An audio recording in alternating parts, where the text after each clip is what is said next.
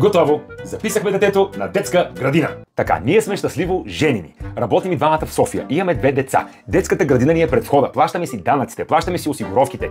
Ми е естествено, че детето ни няма да влезе от раз в детската градина. Ти на кой свят живееш? В нашия квартал има 4 детски градини. Не 4 са. Тая 5, дето щяха да я строят в една градинка, се оказа, че е кооперация. Да бе. То кмета каза, че е за зелените неща и за зелените площи. Тя затова и фасадата на тази кооперация ще е зелена. 4 градини в квартала. 37 вълшебство е точно пред нас. Там шанс нямаме. Тук другите 3 в квартала, общо в квартала 4 прекалено близко са. Обаче, гледай какво става. Бам! Ей тук, какво правим?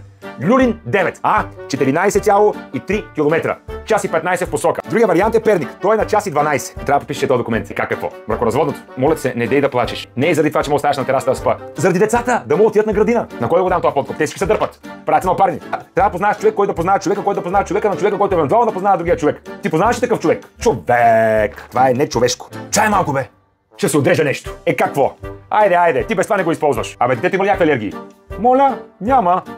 Ела, вижда да няма. 7 алергии. Алергична е към ягоди, към пастъци, към софийски въздух, към градска среда, към бюрокрация. Замълчи да не стане алергична и към майка си. Да, ще пишем кучето водач. Може да вземем точка.